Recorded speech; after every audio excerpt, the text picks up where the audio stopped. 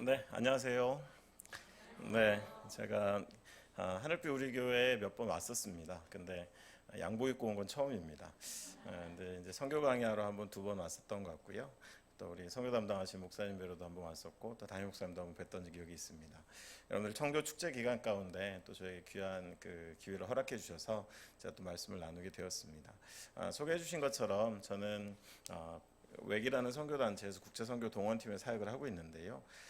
많은 분들이 국제선교 동원팀이니까 전 세계적으로 사람들한테 선교하자는 얘기를 하고 선교사를 뽑는 일을 하나 보다. 뭐 어떤 면에서 맞는 말입니다. 그래서 제가 자꾸 이제 이렇게 쳐다보면 시선을 피하시는 분들이 좀 있어요. 괜히 동원되실까 봐. 근데 제가 아직 그 정도 내공은 없습니다. 눈빛만으로 이렇게 내공을 막 눈만 마주치면 선교사 가야겠다. 뭐 이 정도 내공은 없습니다. 근데 사실 저희는 안심하셔도 되는 게 저희는 웩이라는 단체에서 한 100년 넘었는데 저희가 한 107년 됐습니다. 전방 교회 개척 사역만 해왔던 단체인데요. 아마 여러분들 선교에 조금 관심이 있으신 분들은 아마 시티스터드라는 이름은 들어보셨을 텐데 캠브리지 세븐이라고 하는 어떻게 보면 선교 역사에 참 기념할 만한 일들을 남긴 그런 선구자와 같은 사람들 중에 한 분이 세운 단체입니다. 근데 그 가운데 저희는 교회 개척 일만 쭉 해오다가요. 이제는 정말 온 세계에 있는 교회들, 선교의 열매로 세워진 교회들, 그 열매로 세워진 교회가 양육하고 길러낸 귀한 하나님의 백성들이 하나님의 일에 함께 참여해야 되지 않을까라는 그런 강력한 부름 가운데서 저희가 한 10년 전쯤에 별도의 팀이 좀 꾸려졌습니다. 그래서 저희는 제3세계 이전에 선교사를 받던 선교의 대상 국가가 됐던 곳들 가운데 이제는 교회가 세워지고 기독교 안에 좋은 자원들이 자라고 있다라는 믿음 가운데서 하나님의 선교에 동참하자라는 그런 의미에서 저는 제3세계에 있는 사람들을 동원하는 그런 사역을 하는 팀입니다. 여러분 이제 좀 안심이 되시죠? 나는 한국 사람이니까 저 사람하고 눈 마주쳐도 아무 문제 없겠구나 뭐 이런 생각 드시겠죠? 예, 여러분 그런 일을 하고 있습니다. 저는 오늘 변화에 대한 이야기를 좀 하려고 하는데요. 제가 첫 번째 여러분과 나누고자 하는 것이 제목은 우리 시대 하나님 나라라고 되어 있지만 제가 일정 부분 담당하게 되는 부분들은 이 선교 환경이 어떻게 변해가느냐라는 것에 대한 이야기를 여러분과 나누려고 왔습니다. 먼저 여러분들 긴 이야기를 시작하기 전에 선교 환경이 변화되고 있구나라는 걸 여러분 느끼시려면 저를 그냥 보시면 됩니다. 여러분이 이해하시는 그런 전통적인 선교사의 유형은 아닙니다. 저에게 늘 그런 얘기 하거든요. 어느 나라에서 사역하다 오셨어요? 그러면 제가 오늘 오전까지만 해도 강남역에 있었습니다. 거의 저희 사무실이 있는데요. 근데 이제 제가 드리는 말씀 가운데서는 어쩜 우리는 선교 그러면 이제 모든 나라와 고향을 등지고 가서 타문화 안에서 교회 개척하는 선교사님들, 여러분들 그분들 정말 귀하고 지금도 그분들이 가셔야 되는 전방 개척 사역지는 너무도 많습니다. 지금도 85%가 넘는 미전도 종족들은 평생에 살아가는 삶의 반경 가운데 복음을 증거해 줄 사람이 아무도 없는 그런 아직까지는 과제가 너무 많이 남아 있습니다. 그러나 말씀드린 것처럼 저는 하나님의 부르심이 이제는 선교적 교회가 선교적인 회심과 변화를 하고 동시에 이제 하나님의 백성들을 전 세계 가운데 일으키다라는 그 비전을 주셨는데 참 그런 일들이 같이 이루어지게 되는 그 부르심 앞에서 저는 여러분들이 생각하시는 것보다는 조금 다른 일들을 하고 있습니다. 그 이야기는 특별하다는 것이 아니라 선교는 이제 우리가 전통적으로 이해하는 것보다는 훨씬 다방면으로 다양하게 그것도 하나님의 전적인 주권 아래서 일어나고 있다라는 말씀을 드리고 싶었던 겁니다. 저는 오늘 우리 시대의 하나님의 나라에 대한 이야기를 하면서요, 이사야 말씀을 좀 가지고 왔습니다. 그냥 말씀 한 구절 읽고 선교지에서 제가 어떤 일하고 있고 선교 활동으로 뭘 하고 있는지 그 말씀만 드리려고 하지는 않습니다. 오늘 여러분들과 말씀을 읽을 텐데요, 고민을 많이 했는데요, 아마도 여러분도 오늘 이사야 6장 1절로 8절에 나와 있는 이사야라는 존재를 통해서 한번 시대의 차이는 있지만 우리가 사는 시대 가운데 우리는 어떤 마음가짐으로 시대를 바라보아야 하는지에 대한 이야기를 여러분들과 나눠보려고 하고 있습니다. 이야기를 시작하면서요, 벌써 이미 그 이야기를 좀 했는데요, 여러분 한 가지 선교에 대한 명제를 말씀드리면 선교는 변하는 겁니다. 선교는 고정적으로 굳어진 것이 아니 선교는 늘 변해가는 것입니다. 이유는 그렇습니다. 선교라는 것이 변해가는 속도의 차이도 있고 모양의 차이도 있지만 변할 수밖에 없는 것은 예수 그리스도를 통한 우리에게 주신 복음 그리고 이 땅을 향한 하나님의 계획은 변함이 없습니다. 그것은 시대와 상관없이 늘 동일하고 그것은 우리에게 주신 보배와 같이 지켜내야 되는 그런 최고의 가치인 것은 맞습니다. 그러나 선교라는 것은요, 이론도 아니고요, 어떤 제도나 단체도 아니고 선교라는 것은 우리가 갖고 있는 어떤 그런 개념이 아니라 선교는 복음이 어떤 인생을 만나고 어떤 세상과 환경을 만나서 일어나는 하나님의 일의 현상들이기 때문에 복음도 변하지 않고요. 하나님의 계획도 변하지 않지만 우리가 살아가는 세상이 변하고 있다면 그 복음과 세상의 만남 가운데 선교라는 것이 일어난다면 선교도 변해가야 한다라는 것. 선교는 변할 수밖에 없다라는 것. 그럼 우리가 얼마나 그 변해가는 선교를 올바로 잘 이해하고 있는가라는 것들이 중요하다는 말씀을 드리는 겁니다. 예수님께서도 우리에게 하신 당부들을 한번 끄집어내 보면요, 이것이 왜 중요한지를 알 수가 있습니다. 사실 여러분 신앙생활 하시면서요, 오늘날 사실 정신을 차리기 어려울 만큼 변화무쌍한 시대를 살고 있는데, 이 변화라는 것에 다양한 의미가 있겠지만 사실 마지막 세대가 다가오면서 하나님이 변화의 것들을 많이 일으키시는 이유 중에 한 가지는 이것입니다. 우리 안에 진정한 믿음, 참된 믿음을 이제는 가려내는 때가 우리 가운데 왔기 때문입니다. 무슨 이야기냐면요, 우리가 이 변화의 때 가운데서 우리가 온전히 붙들어야 될 것 가운데 그것을 붙들고 있지 못하면 우리는 변화라는 것을 고통스럽게 여기고요, 무엇을 해야 될지 알지 못하는 그런 혼돈 가운데 있기 쉽지만, 세상이 아무리 변해가도 변해가면 더 변해갈수록 우리 안에 더 하나님이 주신 것들에 대한 확신이 커져간다면 우리는 더 확실한 믿음들을 더 확인할 수 있는 시간들로 이 변화의 때를 보낼 수 있다라는 거예요. 예수님이 이 땅을 떠나시기 전에 제자들에게 당부하신 말씀을 기억하십니까? 너희는 깨어 있으라. 나와 한시도 깨어 있을 수 없냐라는 책망도 있었지만 마지막 남기신 말씀 가운데 너희는 나와 함께 깨어 있으라 말씀하셨습니다. 여러분 잘 아시는 말씀 가운데 새 포도주 새 부대 이야기도 알고 계시죠? 새 포도주는 새 부대에 담아야 됩니다.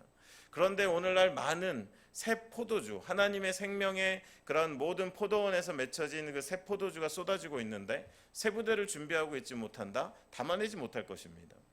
예수님이 우리에게 남긴 몇 가지 말들만 보아도요, 하나님이 우리에게 살아가시고자 하는 원하시는 삶의 모습들을 우리는 알 수가 있습니다. 근데 어쩌면 돌이켜본다면 우리가 신앙이라는 것 안에 깨어있지 못하고, 우리가 신앙이라는 것 안에 시대에 우리에게 쏟아지는, 때로는 콸콸 쏟아지는 그 새 포도주를 담아낼 수 있는 새 부대가 우리 가운데 준비되어 있지 않다면, 근데 여러분 사실 그런 걸 많이 봐요. 시작부터 마음이 좀 울컥하긴 한데요, 시대 안에 깨어있지 못한 기독교의 교회와 단체의 모습들 속에서 하나님은 이제 마지막 챕터를 쓰시고 마지막 문장을 완성하시고자 급변하는 세상에서 다양하게 일하고 계신데, 내가 알고 있는 것, 내가 경험한 것, 내가 그냥 편리로 생각하고 있는 것들 안에 우리가 깨어있지 못하고 새 부대를 준비하지 못하면 우리는 하나님이 부으시는 귀한 것들을 흘려보내거나 낭비하는 주체로 이 땅 가운데 살아갈 수도 있겠다라는 것을 우리는 기억해야 한다라는 것입니다. 여러분 어떠세요? 늘 분주하십니까? 정말 이 변해가는 데서 내가 주님을 놓치지 않기 위해서, 이 급변하는 세상에서 나를 향한 하나님의 계획을 놓치지 않기 위해서 애써 기도하고 말씀으로 분별하려 하시고 뭔가 깨어있고자 애쓰시는 분들이라면, 그래도 수요예배 나오셨는데 그런 분들이시겠죠. 옛날에 우리 부흥사 목사님들 늘 그러셨잖아요. 주님 오시면 수요일날 저녁에 오신다 이런 얘기 많이 하셨잖아요. 그러다 이제 엇버전도 나오더라고요. 수요일날 비 오는 날 오신다 이런 얘기도 나오더라고요. 네, 비까지 와주면 되게 금상첨화인데요. 아마 여러분들 굉장히 의식이 있는 성도님들이실 거라는 건 저는 믿고 있습니다.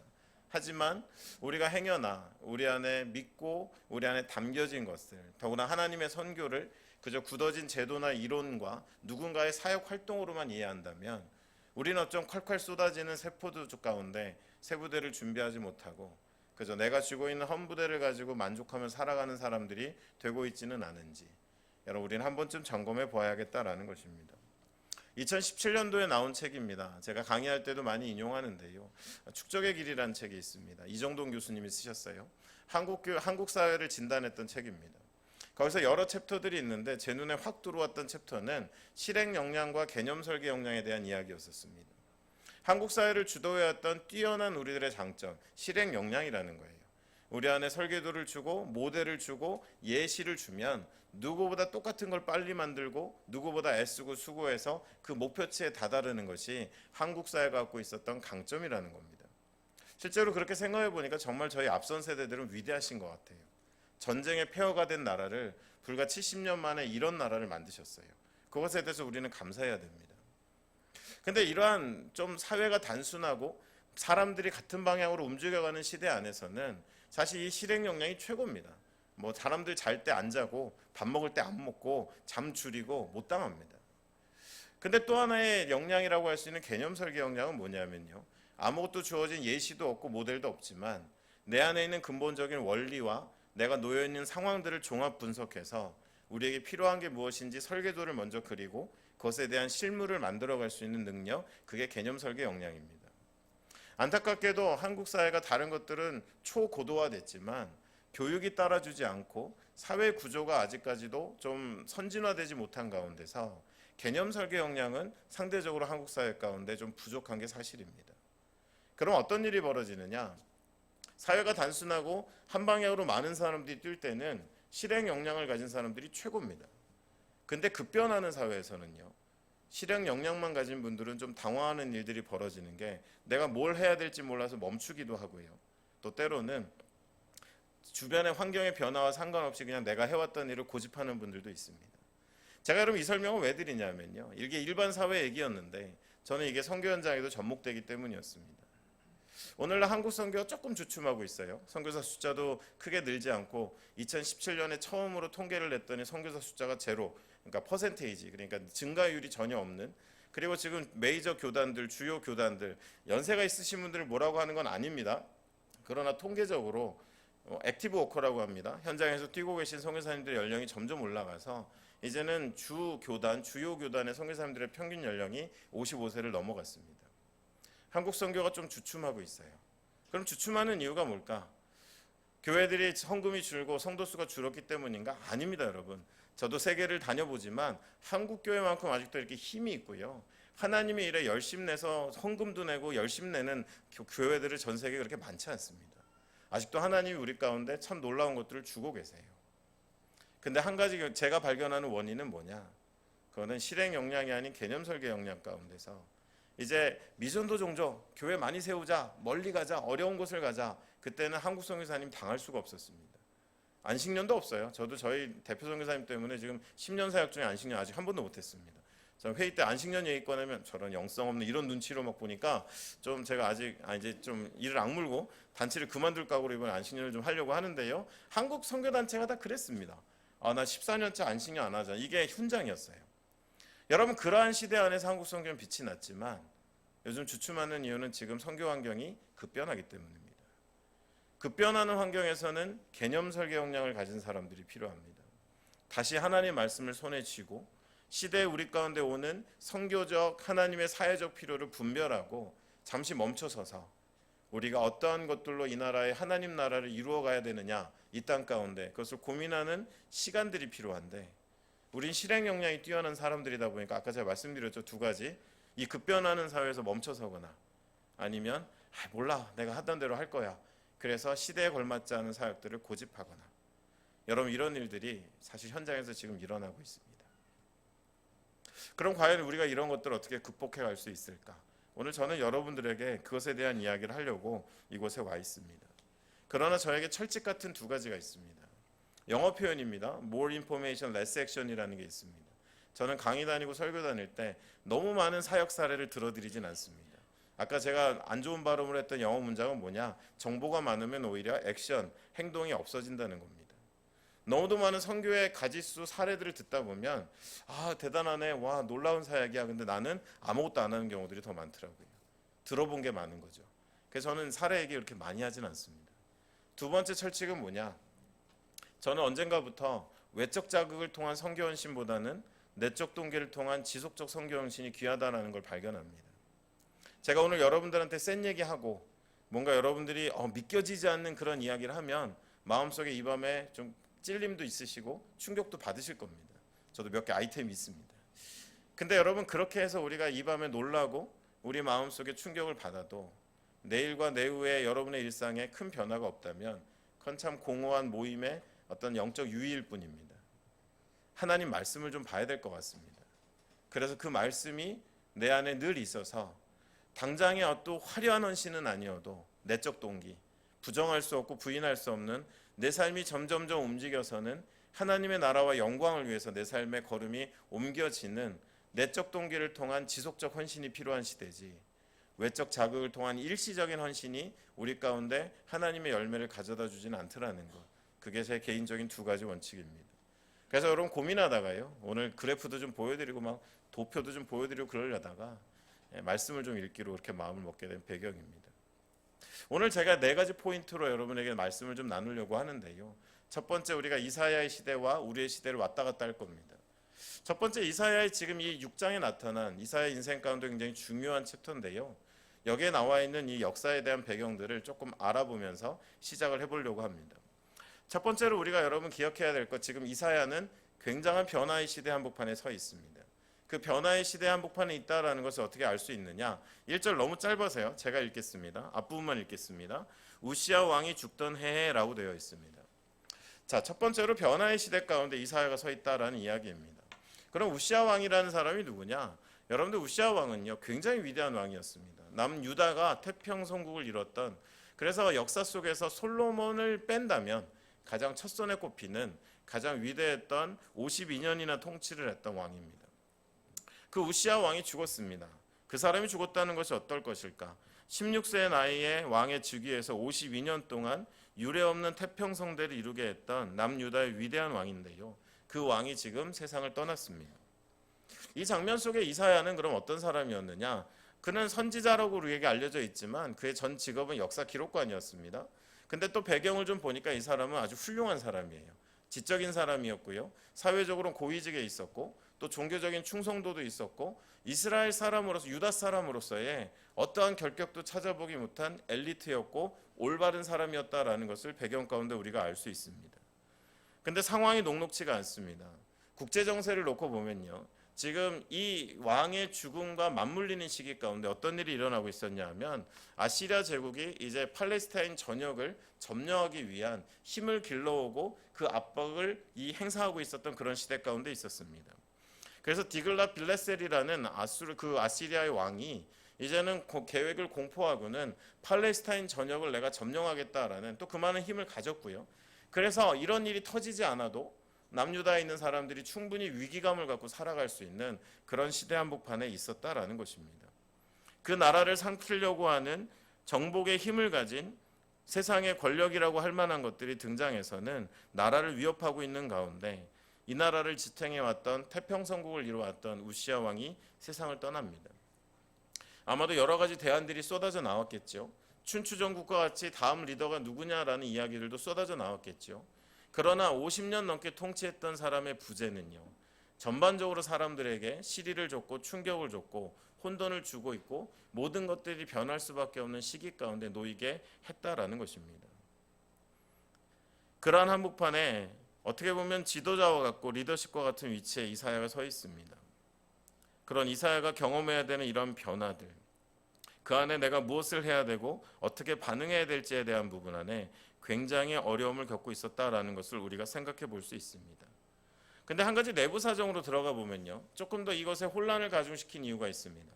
어떻게 보면 우시야 왕이라는 사람이 좀 어두운 측면인데요, 우시야 왕은 죽을 때 마지막 말년에 나병 환자였었습니다. 그래서 그 사람의 묘를 가보면 나병 환자라는 언급이 있고 그 지역 가운데 왕이 묻히는 것에 묻혀있지 못한 것들이 역사에 남아 있습니다. 근데 또 한 가지 그의 잘못은 무엇이었느냐? 너무도 태평성대를 이끌다 보니까, 위대한 왕이 되다 보니까 나중에는 어디에 머리도 되느냐? 종교적인 영역의 머리까지 됩니다. 그래서 제사를 지내고 하나님 앞에 서야 되는 어떤 예전적인 부분들마저도 나중에 그의 통치 말년에는 그가 쥐고는 모든 것들을 스스로 감당하는 그런 시대 가운데서 정치뿐만 아니라 종교의 머리도 됐던 것이 또 그의 말년이기도 합니다. 여러분, 이제 유대 사회가 어땠을까요? 이제 정치라는 것과 종교라는 것의 구분이 없어졌고 이제는 머리는 우시야 왕이 된 것이고 그 가운데 있는 혼돈이 일시간에 찾아왔을 때 이 나라는 지도자도 잃었고 종교적인 힘도 잃었고 뭔가 어찌해야 될지 모르는 그런 혼돈 가운데 놓일 수밖에 없었다라는 것입니다. 근데 여러분, 한 가지 안타까운 것이 있어요. 우시야 왕이 종교적인 지도자마저도 됐었을 때, 우리가 좀 성경을 거슬러 올라가보면 사무엘상 8장에 가보면 이스라엘 민족이 하나님한테 왕을 요구하는 장면이 있습니다. 그때 하나님 되게 서운해하시죠. 사무엘에게 이야기하십니다. 너를 버린 게 아니다. 나를 버려 저들의 왕이 되지 못하게 했다라는 이야기를 하십니다. 여러분, 이 부분에서 중요한 이야기가 있어요. 왜 이스라엘 백성이 왕으로서의 여호와 하나님을 버렸을까? 우리는 단순히 그냥 우상을 섬기려고 열방을 따라하느라고 생각할 수 있지만 더 중요한 포인트는 뭐냐? 이미 그들의 일상 가운데 하나님의 통치를 느껴본 적이 없고 하나님의 존재에 대한 필요를 느끼지 않고 살아간 시간들이 있었기 때문에 그들에게 하나님을 내어놓고 세상의 왕을 세워달라는 선택은 너무도 마땅한 선택이었다라는 것입니다. 어쩌면 우시아가 종교적인 영역까지 지배했던 이 시대 가운데 태평성대는 되었을지 모르겠지만 이제 그 태평성대 안에서 하나님이라는 존재는 그들의 절기 안에 있고 그들의 종교적인 영역에는 있지만 실제로 그 나라를 통치하는 능력으로 존재로 있었던 것은 아니다라는 것들을 우리가 알 수 있다라는 것입니다. 이것이 지금 이사야가 놓여 있는 환경이었다라는 것입니다. 오늘날 우리의 시대로 한번 와보겠습니다. 아까 말씀드린 것처럼 선교 환경이 급변하고 있습니다. 어느 때보다도 빨리 변하고 있습니다. 30년 전의 사람도 똑같은 얘기를 했을 거다? 그렇지 않습니다. 지금 우리가 사는 시대는 교통과 통신의 발달, 도시화라는 것의 속도가 점점 가속화되고 있고 사람들이 살아가는 삶의 지평들이 그야말로 복잡하게 얽혀 있어서요. 이전에 갖고 있는 전통적인 한 20년 전의 선교에 대한 관점만 가지고도 선교를 읽어낼 수 없을 만큼 많은 것들이 변했습니다. 그런 지역의 변화 가운데서 우리는 어떻게 대처해야 할 것인가? 도시라는 것만 놓고 봐도요. 하루에 도시로 불신자 가운데 밀려오는 사람들의 숫자 통계가 하루에 14만 명입니다. 우리가 여러분 예배드리고 내일 되면 어딘가 도시에 몰려든 불신자들의 숫자가 14만 명이 늘어나 있습니다. 과연 그렇게 이 빠른 속도 가운데 변해가는 도시 한복판에서 더구나 여러분 더 놀라운 게요. 도시에 살아가는 종교인들의 평균 연령을 조사했더니 기독교가 제일 높습니다. 저희가 왕입니다. 여러분 기독교 인구가 도시에서 평균 나이가 55세입니다. 불교라는 종교의 평균 나이는 32세입니다. 근데 여러분 이슬람의 나이가 몇 살인지 아십니까? 25살입니다. 그러면 여러분 이대로 우리가 아무것도 하지 않은 채 도시를 내버려 두면 도시에 있어서 젊은 세대 또는 불신자들에게 다가갈 때 누가 더 유리한 입장에 놓여 있을까? 누구보다 쉽게 더 영향력을 끼칠 수 있을까? 여러분들 지난번에 예멘 난민들이 왔을 때 저희 나라가 굉장히 경론을 주고받았죠. 아직까지 저희 나라가 그 몇 명의 난민이 왔다고 이슬람화 되지는 않습니다. 사실 좀 유럽이 더 급하죠. 유럽은 사실 이슬람화 돼간다라는 말을 할 만큼의 상황이 벌어지고 있습니다. 여러분 제일 심각한 게 뭐예요? 투표권이잖아요. 이슬람의 인구가 늘어나면 이제 투표권에 되는 그 자리 가운데 많은 이슬람 배경을 가진 사람들이 정치에 진출하기 때문에 이거는 정말 긴장할 만한 일들이 벌어지는 건 사실입니다. 여러분 이러한 변화들이 우리 가운데 있어요. 그럼 우리는 그 안에서 어떻게 해야 될까? 실행 욕망만 가지고 달려왔더니 그냥 내가 하던 일 할래. 세상은 변해도 상관없어. 이렇게 할 것인가? 아니면 뭘 해야 될지 몰라서 멈춰 있을 것인가? 어쩌면 우리도 변할 가운데 서 있다라는 거예요. 더더군다나 여러분들 지금 시대를 말할 때 조금 영어 표현이 나옵니다. 포스트 크리스찬덤이라는 이야기를 씁니다. 기독교가 당연시되던 시대는 이제 끝났다는 거예요. 우리는 그래도 예수 이름 정도는 들어봤겠지라는 생각으로 살아가지만 예수의 옛자도 못 들어본 세대들이 이제 엄청 올라오고 있습니다.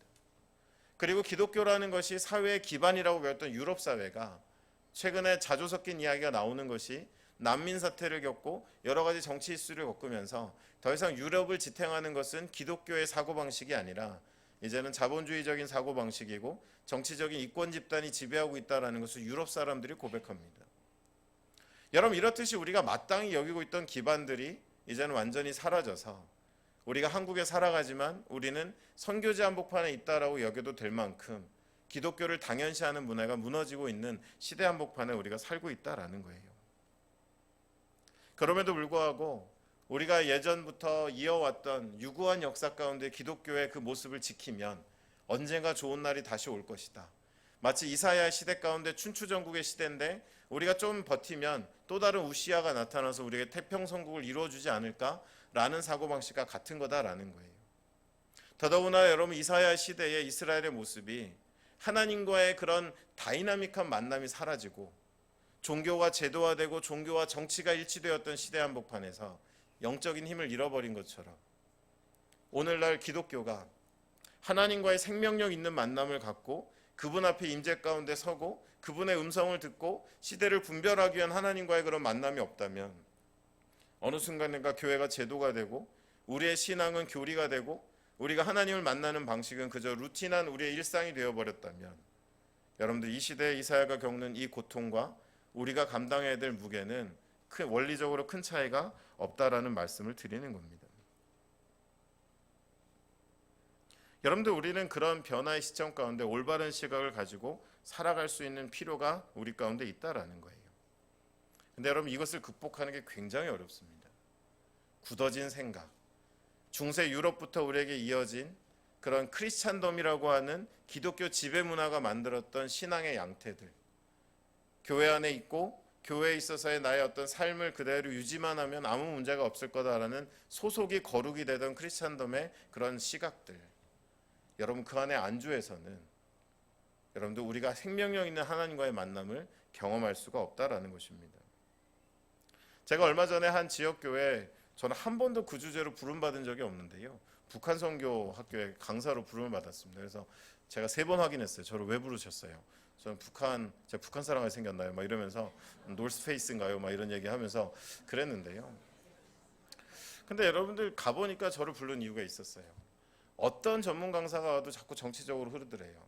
어떤 분이 강의하시면 너무 좌파적이지 않냐? 어떤 분이 강의 너무 우파적이지 않냐? 그럼 저한테 뭘 부탁하시는데요? 선교적으로 바라보게 해달라는 거예요. 그리고 제가 내용을 들여다보니까 정말 공감이 가더라고요. 통일이라는 것과 한국이 갖는 독특한 정치적인 상황들을 서로 떼내지 못한 채 선교라는 걸 꿈꾸니까요, 안 돼요. 여러분들 그냥 단순한 이야기 해볼까요? 여러분 북한을 포함한 이 땅의 온 세상의 주인이 누구세요? 하나님이십니다. 그럼 북한이 하나님에게도 돌아와야 될 잃어버린 백성인 건 맞잖아요. 그리고 그곳이 하나님의 빛 가운데 나와야 되는 것, 어떤 조건도 사전 조건도 있는 것은 아니잖아요. 여러분 그 출발점이 필요하더라고요. 근데 어느 순간인가 제도화된 기독교는 말만 뻥끗해도 이게 좌냐 우냐, 말만 뻥끗해도 이게 어떤 정치적인 의도를 갖고 있느냐, 통일을 전제로 하느냐. 여러분 제가 책을 좀 읽어봤더니요, 놀랍게도 이 선교적인 관점은 누가 만든 거냐? 남북이 분단되고 나서 북한에 400여 명의 지도자들이 내려와서 남쪽에 교단을 차렸는데 그분들은 금방이라도 다시 통일이 될 거라고 생각하고 돈을 모았어요. 다시 돌아가면 북한의 평양에 교회를 지어야지, 다시 돌아가면 북한에 이런 일들을 해야지라고 생각했던 그 주도했던 그 북한 선교가 지금까지도 개선되지 않은 채 한국 교회 가운데 굉장히 깊이 뿌리내리고 있다는 것을 보게 되었습니다. 여러분들 이사야의 시대의 이 변화를 이기려면 새 시대로 나가야 돼요. 그 시대에 가장 하나님 앞에 엎드려서 하나님의 생명을 우리 안에 덧입으며 우리가 어찌해야 될지를 알아야 돼요. 근데 그러지 못하고 있는 것 가운데 이사야도 어려움을 겪고 있다는 것입니다. 그러한 가운데 하나님이 이사야를 찾아오시죠. 이제 여러분 중요한 전환이 일어나는데요, 우리 본문 말씀 가운데 1절부터 4절 말씀 우리 한번 같이 한번 읽어봤으면 좋겠습니다. 1절부터 4절 같이 읽겠습니다. 함께 읽겠습니다. 시작. 우시아 왕이 죽던 해 내가 본즉 주께서 높이 들린 보좌에 앉으셨는데 그의 옷자락은 성전에 가득하였고 스랍들이 모시고 섰는데 각각 6날개가 있어 그 둘로는 자기의 얼굴을 가리었고 그 둘로는 자기의 발을 가리었고 그 둘로는 날며 서로 불러 이르되 거룩하다 거룩하다 만군의 여호와여, 그의 영광이 온 땅에 충만하더라 하더라. 이같이 화답하는 자의 소리로 말미암아 문지방의 터가 요동하며 성전의 연기가 충만한지라. 아멘. 그 혼돈의 시대 한복판에 서 있는 이사야 가운데 1절 말씀이 얼마 지나지도 않은 가운데 주의 보좌에 앉으신 이가 나타납니다. 1절 말씀에 내가 본즉 주께서 높이 들린 보좌에 앉으셨는데 라고 되어 있습니다. 여러분 여기에 쓰여진 히브리 말이 아돈이라는 표현이 있는데요, 이 아돈이라는 표현은 단순히 통치자, 임기를 가진 통치자라는 의미가 아니라 집주인이라는 의미를 갖고 있습니다. 이제 눈을 열어 보니까요, 우시아의 통치와 그 역사 안에 모든 세계관을 가지고 세상을 읽고 있었던 그런 이사야와 사람들 앞에, 특히 이사야 앞에 이제 집주인이 나타납니다. 무슨 집주인일까요? 온 세상의 온 우주의 창조주가 되시고 주권자가 되시는 하나님이 보좌에 앉아 이사야 앞에 나타나십니다. 그가 바라보는 그 영광이라는 것이요, 1절에 보니까 옷자락은 성전에 가득했습니다.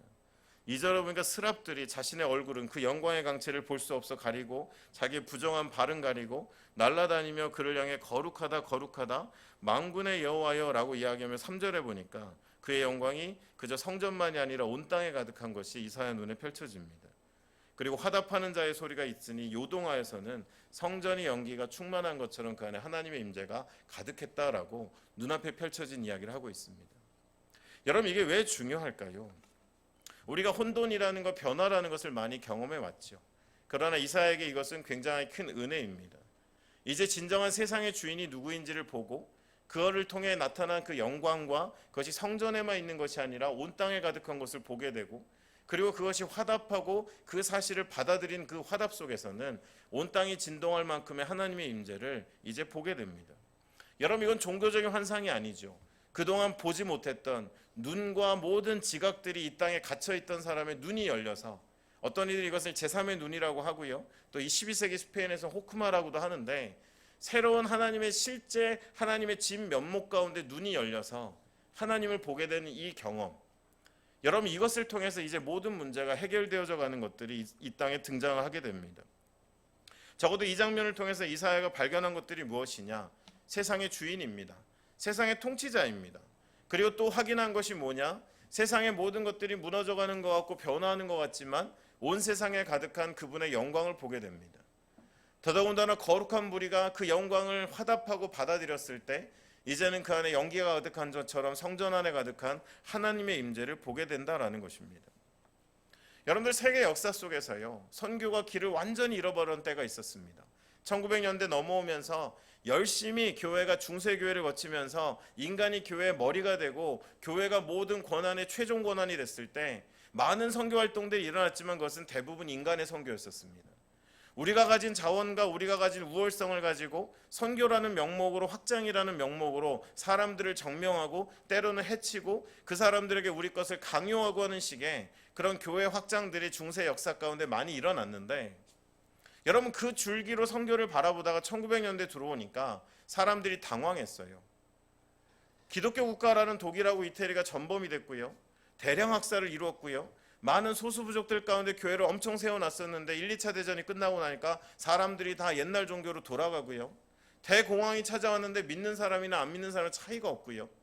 도대체 우리는 무슨 복음을 전했고 우리가 믿었던 기독교는 뭐고라는 총체적인 회의와 어려움들이 여러분 전 세계 기독교에 찾아왔던 때가 있었습니다. 그때 여러분 신락 같은, 정말 다시 한번 우리가 어디서부터 잘못됐는지를 발견하게 된 출발점이 뭐냐? 하나님의 선교에 대한 발견이었습니다. 하나님이 없었구나. 우리가 그동안 해왔던 노력과 활동 가운데 하나님이 아니 계셨구나. 선교는 하나님께 속한 것이고 하나님이 이루시는 것이고 하나님이 그의 백성을 통해 이루어 가시는 것인데, 어느 순간엔가 하나님의 자리를 인간이 차지하고 모든 판단을 인간의 재량 가운데 갖고 우리가 달려왔을 때 우리는 기독교의 간판을 온 세계에 많이 걸었지만 그것이 결코 하나님의 것은 아니었구나라는 것을 가슴을 쓸어내리면서 깨달은 것이 1900년대, 1930년대 전후였고요. 그것이 이제 공론화되고 모든 선교 사역을 재조명하는 기준으로 등장하는 것이 1970년대 이후에 세계 선교계의 그 주제가 등장하기 시작합니다. 근데 잘 안 돼요, 여러분들. 우리 자기 부인하는 거 되게 어렵잖아요. 이미 몸에 익었고 제도화됐고 그것이 선교라고 믿었는데 갑자기 하나님의 선교를 이야기하니까, 하나님의 자리를 내어드리자라고 하니까 사람들이 너무 어려워합니다. 일을 열심히 해야 되는데 기도하재요. 지금 뭔가 프로젝트 그동안 달려왔던 재정을 쏟아부은 것들을 다 해야 되는데 우리가 멈춰서 하나님의 음성을 듣고 하나님의 마음을 헤아리고 주님을 초청하는 시간을 갖자 그러면, 저 같은 사람이 그런 얘기하면 이제 배부른 소리 한다고 그러죠. 저거 언제 일하려고 저런 배부른 소리 하고. 그걸 모르는 사람이 어디 있어? 그걸 모르는 사람이 어디 있어 하면서 인간은 그렇게 달려왔습니다. 여러분, 지금 이사야가 이 세상의 집주인을 만나는 것처럼 정말 선교적으로 회심했던 많은 사역자들은 집주인을 확인한 거예요. 선교의 주체가 하나님이셔야 되는 거구나. 인간일 수 없구나. 그때의 모든 혼란과 두려움과 우리가 뭐 했지? 무슨 복음이지라는 그런 모든 멈춤이 다시 한번 가슴은 아프지만 새로운 희망 가운데 옮겨갈 수 있던 전환이 있었던 것도 바로 하나님의 선교에 대한 발견이었다라는 것입니다. 여러분, 저는 요즘 성경을 다시 보면서 너무 이상한 걸 많이 봐요. 여러분, 성막은 하나님 우리 보고 왜 지으라고 그러셨을까요? 여러분, 성막 그거 어마어마한 거잖아요. 광야에서 성막을 들고 다닌다는 건, 저 요즘 제일 이해 안 가는 분들이 그 백패킹 하시는 분들 있잖아요. 그 하루 만에 접을 텐트를 왜 펴시는지 잘 모르겠는데요. 그리고 오늘 너무 잘 갔다 왔어 막 이러시는데, 여러분 텐트가 그 정도인데 광야 한복판에서 그 큰 천막을 폈다 접었다 하면서 하나님은 절기를 지키래요. 여러분, 이유가 뭐예요? 그 스페이스는 하나님이 계실 곳이잖아요. 그 성막이 성전이 됐잖아요. 그럼 성전도 누가 계실 곳입니까? 뭘로 채워야 돼요? 하나님으로 채워야 돼요. 근데 오늘날 현대교회를 와보니까 성전 건축이라고 말하면서 목적은 어디가 있어요? 거기를 누구로 채워요? 사람을 채우는 거예요. 여러분, 정말 잘못 가고 있는 거죠. 여러분, 똑같은 거예요. 우리가 선교라는 이름으로 달려왔는데 보니까 곳곳에 하나님의 스페이스를 사람이 채운 거예요. 힘을 가진 사람, 뭔가 권력을 가진 사람들, 제도권의 가장 높은 자리에 있는 사람들이 재량적 판단을 통해 그 세를 넓혀가는 것이, 우리의 우월함을 자랑하는 것이 선교라고 쌓아왔던 수많은 그 세월들이 쌓이고 나니까 어느 순간인가 선교라는 것이 그와 같은 모습으로 우리 안에 굳어졌다라는 거예요. 지금 이사야에게 전화는 뭐에서 일어납니까? 집주인을 만났어요. 우시아 왕이 최고인 줄 알았고 내가 경험한 내 반듯한 삶이 전부라고 여겼는데 이제 집주인을 만났고 성전에 가득한 그의 영광을 받고 그 영광이 온 땅에 가득한 것을 보았고 그것에 화답하는 물을 통해 천하가 진동하는 하나님의 임재를 경험하고 나니까 이제 그의 삶 가운데 극적 변화가 일어난다라는 것입니다. 여러분, 세계 선교도 그랬어요.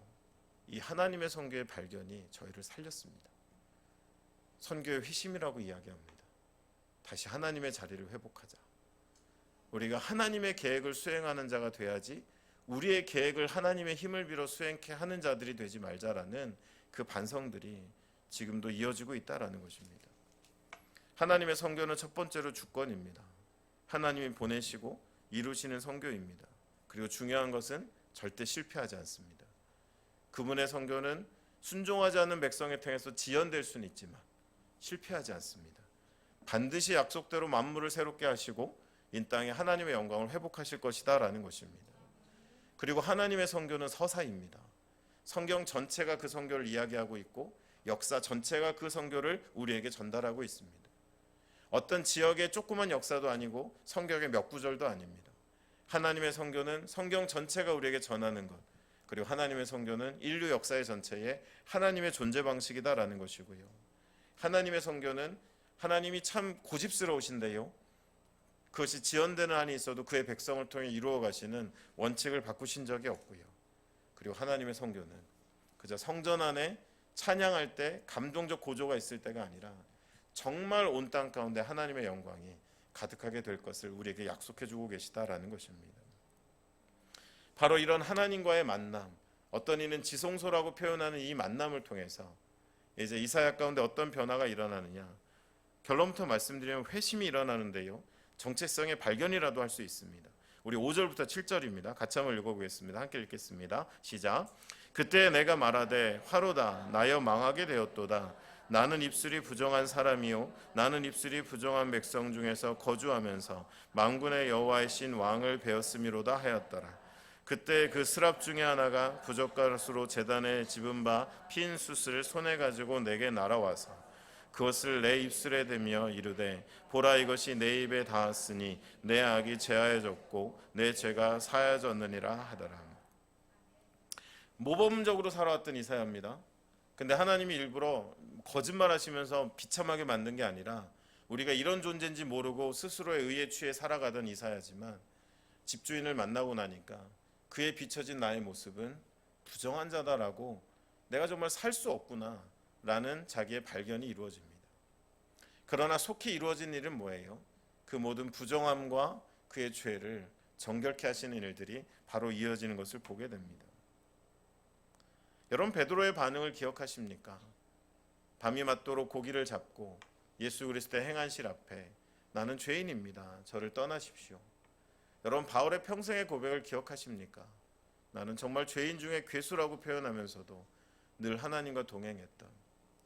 여러분, 왜 하나님은 만남 가운데 우리의 실상을 드러내실까요? 제가 어제 만났던 한 청년도요, 글을 쓰는 친구인데 최근에 이상한 경험을 했다는 거예요. 정말 신앙생활 열심히 하는 그런 자매거든요.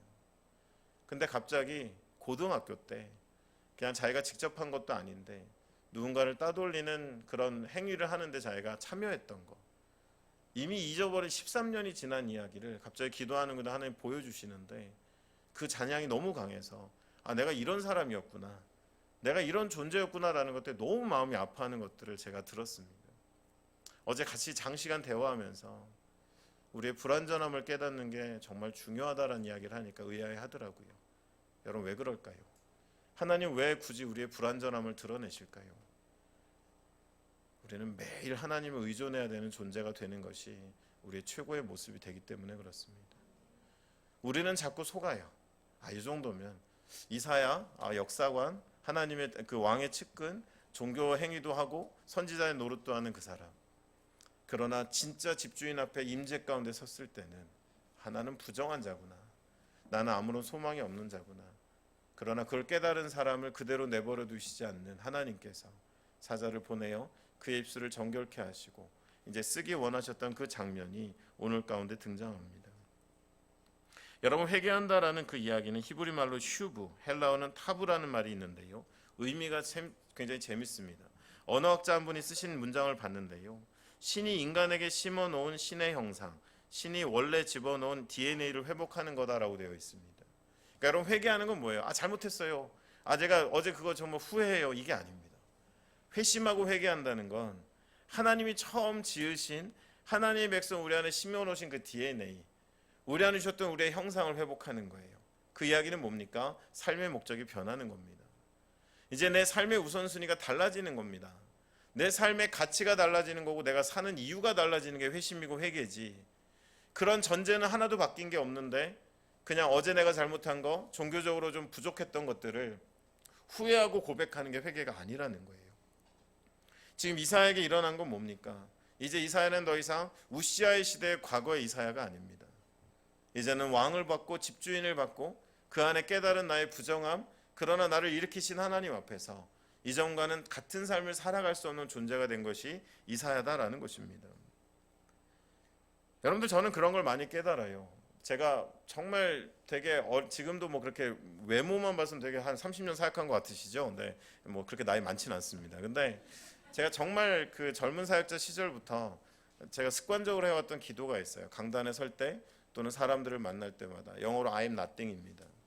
하나님 전 정말 아무것도 아닌데 하나님 말씀해 주시고 하나님이 좀 그 만남들을 주도해 주세요. 근데 그게 저한테 여러분 생명줄이었습니다. 철없던 시절엔 그저 나의 멋있는 기도 같았지만 이제 진짜 사역의 현장을 살아가면서 견디기 어려울 때마다 그 모든 어둠과 그 어떤 도전과 고통을 벗어나게 해주는 저에겐 어떤 맞는 키와 같은 역할이 내 중심으로 하나님 앞에 I am nothing, 전 정말 아무것도 아닌데요, 제가 왜 대우를 받아야 되는데요, 제가 왜 이런 것들을 누려야 되는데요 라는 깨달음이 저를 살려주었었습니다. 근데 여러분 세상에 사시는 분들 만나보니까 세상에서 버티는 힘은 좀 반대더라고요. I am something이더라고요. 난 아무것도 아닌 게 아니야, 나는 something이야 라고 나에게 끊임없이 얘기해야 세상에선 버틸 힘이 나오는 것 같아요. 근데 여러분 하나님 앞에서는요, 여러분의 신앙생활 또는 사역의 여정이 평안을 회복하기 원하신다면 가식이 아닌 진심으로 I am nothing을 고백하고 하나님 앞에 나아가면 여러분 사람들이 나에게 대했던 것, 내가 경험했던 일들 가운데 어마어마한 자유가 우리 가운데 찾아옵니다. 이사야도 어쩌면 우시아 왕 시절에는 something이었을지 모르지만 집주인 앞에 섰을 때 nothing이 되고 그리고 그의 처분만을 기다리고 있을 때 그를 정결케 하고 다시 일으키시는 하나님을 경험하게 되었고 이제 이사야라는 존재의 인생의 목적과 방향은 전혀 달라졌다라는 거예요. 그러한 가운데 이제 마지막 절에 인상적인 장면이 나옵니다. 우리 8절 한 절 남았네요. 우리 8절 같이 한번 읽어보겠습니다. 함께 읽겠습니다. 시작. 내가 또 주의 목소리를 들으니 주께서 이르시되 내가 누구를 보내며 누가 우리를 위하여 갈고 하시니 그때 내가 이르되 내가 여기 있나이다 나를 보내소서 하였더니. 여러분 이 장면을 그냥 이제 이사야가 달라져서 막 내가 간다고 그러네, 여러분 그 이전에 더 중요한 장면이 있어요. 여러분 그게 뭐냐면요, 내가 주의 목소리를 들으니라고 되어 있습니다. 천상의 회의 소리가 나한테 들리는 거예요. 여러분 우리의 사명이라고 하는 그 영어 표현이 vocation이라는 게 있죠. 그게 복스라는 단어에서 왔는데 그게 소리라는 의미입니다. 목소리라는 의미예요. 헬라어로는 칼레오, 그래서 엑스칼레오가 에클레시아라는 교회의 어원이 됩니다. 하나님의 음성이 불러내는 것, 하나님의 음성이 인도하는 것, 우리의 전생애를, 그게 보케이션, 우리의 사명이에요. 여러분, 주의 음성을 지금 들었어요. 내가 주의 목소리를 들으니, 이제 주의 목소리가 들려요. 그들의 회의 소리가 들려옵니다. 주께서 이르시되 내가 누구를 보내며 누가 우리를 위하여 갈고. 우리가 이제껏 이야기한 걸 갖고 좀 바꿔보면요, 자, 우리가 하나님의 선교, 나의 선교를 이루어야 되는데 이 선교를 동참하고 함께할 사람이 누구 없을까? 라는 그 이야기를 듣자마자 조금 더 주저하지 않고 이제 달라진 회심한 이제 이사야는 제가 여기 있습니다. 뭐 따지지도 않아요. 무슨, 왜요? 어차피 나는 I am nothing이니까, 하나님이 하시는 일이니까 주저할 이유도 없고 계산할 이유도 없고 내가 뭔가 이렇게 따질 이유가 없는, 그래서 뭐라고 이야기하죠? 내가 여기 있습니다. 하나님, 나를 보내주십시오. 그리고 그에게 전할 이야기들이 나머지 이사야 6장 가운데 이어집니다. 주의 목소리를 듣습니다. 그리고 주의 마음을 담습니다. 그때 내가 이르되 내가 여기 있나이다, 나를 보내소서 하였더니. 여러분, 이것이 바로 마지막 네 번째로, 이제는 처음 변화의 그 시각과 혼돈의 시대 가운데 하나님의 선교의 회복, 하나님의 존재 회복이 회심으로 이어졌을 때 마지막 네 번째는 이제 진정한 하나님의 백성의 선교가 시작되는 것입니다. 여러분, 선교는 명령이 아니에요. 잔말 말고 가라, 안 가면 화가 미친다, 야 내가 하나님인데 한마디 했는데 안 가? 여러분, 이런 선교는 없습니다. 하나님의 선교는요, 하나님을 만난 그리스도인들이 그것보다 더 나은 가치가 없음을 알고 위대하신 하나님의 초청이 너무 감사해서 나의 삶에 작은 것이라도 들여서 이 땅에 회복할 하나님의 영광을 위해 나아가는 초청에 대한 우리의 자발적, 우리의 응함이지 결코 강요도 하나님이 우리를 윽박질러 하는 이야기도 아니다라는 겁니다.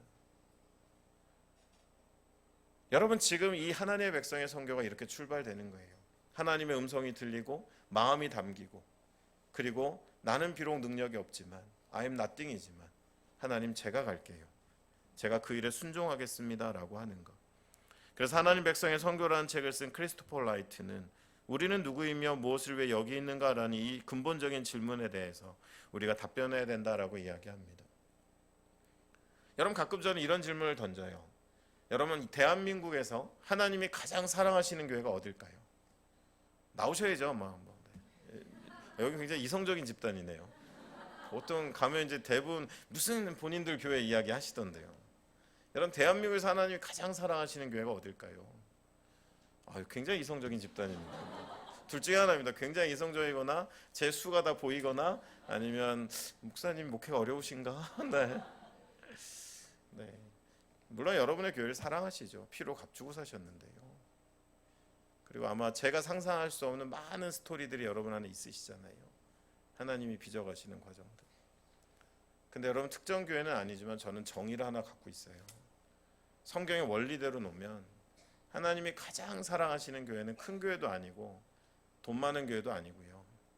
가장 사랑하시는 교회는 하나님이 21세기에 꼭 하시고 싶은 이야기를, 꼭 하고 싶은 일을 들려주는 교회예요. 그것이 무엇인지 아는 교회예요. 그분의 영광 앞에 서기 때문에 우리는 낫띵인 걸 알기 때문에 그런 이들이 하나님을 거룩하다 구별된 존재로 예배하고 그분의 영광이 온 땅에 가득하길 소원하며 모여 애써 기도할 때 하나님이 이 땅에 이 시대에 이르기 원하시는 일을 들려주시는, 그분들의 테이블에서의 회의 소리가 우리의 귀에 들려오고, 그때 우리는 가진 것 없지만 우리가 여기 있습니다, 하나님 우리를 보내주십시오. 여러분, 그렇게 반응하고 나아가는 것, 여러분, 그것이 하나님 백성의 선교의 출발이다라는 것입니다. 여러분, 기억하십시오. 하나님이 우리에게 요구하시는 충성은 묻지도 따지지 말고 잔말 말고가 아닙니다. 여러분, 아무리 생각해봐도 그거보다 귀한 일이 없다라는 걸 깨달은 하나님 백성의 자발적 순종입니다. 그래서 여러분, 충성이라는 단어를 우리는 그냥 충성으로만 번역하지만 원래 영어로 로열티라는 단어가 있어요. 그건 뭐냐면 상호가 너무 서로 존중하고 그냥 그분이 나에게 이 부탁한 게 고맙고 이 일은 나의 최고의 일이다라는 가치를 가지고 반응하는 것, 그게 성경이 말하는 하나님 백성의 하나님을 향한 충성입니다. 그래서 여러분 한병철이라는 분이 권력이란 무엇인가라는 책에서 이런 표현을 썼어요. 진짜 강한 권력은 따라오는 사람이 그 일이 자기 일로 여겨지는 거래요. 그러니까 칼 빼고 막 당근 갖고 하는 게 아니고요. 이거 한번 해볼래? 그 일을 받고 돌아서서는 이건 내 목숨을 걸고도 이뤄야 될 나의 최고의 일이다라고 받아들이는 게 진정한 권위고 권력이라고 그러더라고요. 여러분, 하나님이 여러분의 인생 가운데 그런 권한과 권력을 갖고 계시다면 부득이함으로 안 합니다. 내가 누군데 나를 이런 일에 초대해 주시고, 여러분 아브라함을 부르실 때 할라크 너 나랑 같이 걷자, 너 돌격 앞으로가 아니라 나랑 같이 이 길을 걸어가자라는 초청처럼 하나님의 백성의 선교는 그렇게 이어져 간다라는 것입니다. 여러분, 제가 오늘 성경 이제 뭐 좀 정리해야 될 시간이 된 것 같은데 저 시간 잘 지킵니다. 걱정하지 마세요. 저의 사역 얘기는 많이 못했지만 저는 국제선교도움팀에 있어서 지난 10년 많이 배웠습니다. 제가 얼마나 교만한 존재인지. 처음 외국 선교사가 됐을 때 국제회의 가면 저를 돌봐주시는, 저를 참 이야기 경청해 주시는 시니어 선교사님들이 많았어요. 어떤 분은 어깨에다 손을 얹고는 나는 너를 통해 하나님의 위대한 계획을 본다 이런 말씀 들으면 저는 그걸 되게 당연시 여겼던 것 같아요. 그런데 여러분, 한국 선교사님들을 뭐 서양 분들이 다 잘못된 게 아닌 게 정말 문화적으로도 여러 가지 면에서 문제가 많은 한국 선교사들을 참 하나님이 이 나라를 쓰시지라는 넓은 마음으로 품어줬던 앞선 세대들이 있었기 때문에 또 지금은 여러분 세계 곳곳에 리더십으로 한국 선교사님들이 활약합니다. 근데 제가 그걸 언제 깨달았느냐? 이제 저는 제3세계를 상대하잖아요. 여러분, 인도 산골에서도 선교사가 나오고요. 저 요즘 힘들어요. 이메일을 써본 적이 없는 선교사들이 막 나와요. 여러분, 그런 사람들이 복음을 전하겠다는 거예요. 그럼 이제 그 행정력을 다 제가 커버해 줘야 돼요. 국제보험회사 여러분 연락이 왔어요. 국제 분담금을 내래요. 저희가 업무 메일이 있어요. 저희 안에 보안 메일이 있습니다. 그걸 뭐 1년에 서버 유지 비용들이 있는데 저는 미치겠어요. 저희 사역자들 중에 상당수는 메일을 안 쓰는데 이 돈을 왜 내야 되나 싶어서 내면은 이제 국제본부도 그래 이걸 우리가 어떻게 처리해야 되냐 막 영국 사람들이 힘들어해요. 근데 여러분, 겸손을 배우는 게 정말 그들 안에 선교의 대상 국가라고만 여겼던 그들 안에 저보다 큰 믿음이 있고요. 니네 이렇게 재정이 없어서 어떻게 가냐? 돌아옵니다. 네가 믿음으로 가래매. 하나님의 선교래매. 하나님 우리를 부르셨다면 우리를 굶기지도 죽이지도 않으시고 우리를 통해 일하신다며 왜 네가 그렇게 가르쳐 놓고 왜 네가 염려하냐라는 이야기를 들었을 땐 진짜 쥐구멍 찾고 싶었습니다. 아, 우리를 많이 섬겼구나. 근데 나는 이 섬기려는 게 왜 이렇게 힘들까? 국제선교동원 사역하면서 여러분들 저희도 60명이 좀 넘어가고 있어요. 여러분, 정말 웨커의 조건을 다 갖춘 영어와 신학과 선교를 마친 제3세계 출신의 청년들이 이제 막 일어나고 있습니다. 여러분, 어떤 청년이 200불 갖고 가요? 어떤 청년은 파송교회인데 150불 줘요. 제가 너무하다고 그랬더니 담임 목사님이 150불 받아요. 그럼 담임 목사님 150불 받는데 어떻게 선교사가 그 이상 받겠어요? 여러분, 이분들에게 하나님 선교하자고 하는데 내가 참 믿음이 없구나라는 이야기 요즘 많이 그런 생각들 많이 하게 됩니다. 그러면서 동시에 하나님은 일하고 계시다라는 것도 느낄 수밖에 없는 게 그들이 실패하지 않아요. 그리고 기적과 같이 그 교회가 어느 날 담임 목사님은 300불 받는데 우리 교인들이 500불을 후원하겠다라는 이야기를 들었을 때는 그들 안에 이제는 이전에 갖고 있던 개념들이 깨지고 시야가 넓어진다라는 것들을 보게 됩니다. 여러분들, 선교의 현장들은 이제 정말 급변하고 있고요.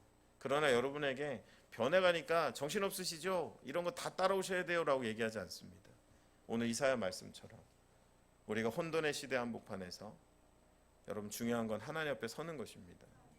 그리고 우리의 본연의 모습을 보고 우리가 놓치지 말아야 될 것들을 놓치지 않고 하나님 백성으로 이 땅에 부름받은 것을 기억하며 걸어가면 하나님 우리로 알게 하십니다. 그러나 우리가 이전의 것에 머물러 있고 우리 안에 헌부대 안에 머물러 있고 마치 이스라엘 백성이 성전이 무너질 때 옛 이야기 속에 이스라엘 백성은 역사의 끝을 이야기하지만 이제 땅끝까지 가서 복음을 증거해야 될 새로운 역사 속에 있는 이들에게는 복음의 출발점이 됐던 것처럼 우리의 삶이 어디에 담겨 있는지를 보고 하나님의 변화 가운데서 우리가 그 모든 변화 가운데서도 중심을 흔들리지 않고 우리의 정체성을 지켜간다면 하나님 우리로 알게 하실 것이고 우리를 하나님이 사용하실 것이다라는 것입니다. 여러분, 말씀을 정리하면서요, 제가 이야기 하나 들려드리고 말씀 마치겠습니다. 여러분, 남아프리카 남부 쪽에 가면 나미비아라는 나라에 흰바족이라는 그 족속이 있습니다. 저도 최근에 그 어떤 선교사님 통해 이야기를 들었는데요. 제가 뭐 흰바족 사역을 한 건 아니고요. 근데 참 그 이야기가 잔향이라고 그러죠. 오래 남습니다. 이 나미비아 흰바족이라는 족속이 갖고 있는 독특한 문화가 있어요. 그것은 뭐냐 하면 한 여성이 난 이제 아이를 낳을래라고 마음을 먹으면요. 그게 그 아이의 생일이 되는 겁니다. 태어난 날도 아니고요. 그 아이를 계획한 날도 아니고 그냥 한 여인이 나는 이제 내 아이 안에 내 아이를 낳을 거야라는 소망함을 갖는 순간에 이미 그 생명체는 존재하는 거고 그날이 생일이 된다고 합니다. 그러면 그 마음을 먹은 순간에 그 여인은 어디로 가느냐? 한적한 곳으로 가서 휴식을 취하면서 귀를 기울인다고 합니다. 그러면 음률이 들려온대요. 그러면 그것이 그 아이의 노래가 된다고 합니다. 그래서 그 음률을 기억하고는 이제 마을로 돌아와서 자기가 결혼하기로 한 남자에게 그 노래를 가르칩니다. 그리고 아직 아이도 안 생겼는데 그 커플은 그 노래를 계속 부르면서 아이를 초청합니다. 그리고 시간이 지나서 이제 정말 육신적으로 임신이 되면요. 결혼을 하고 그 여인이 이제 자기 아이를 받을 산파에게 또 그 지역에 좀 나이가 있는 여인들에게 그 노래를 가르칩니다. 그러면 그들은 그것을 배웠다가 아이를 실제로 태어나는 그날에 동시에 그 노래를 그 태어난 아기를 향해서 불러줍니다. 이 노래는 거기서 끝나지 않습니다.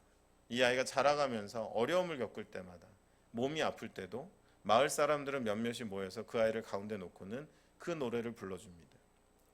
그리고 또 자라가면서 그 아이가 성취를 하고 뭔가 어떤 관문을 통과하면서 이루었을 때 축복하고 영광을 돌리는 의미로 또 그 노래를 불러줍니다.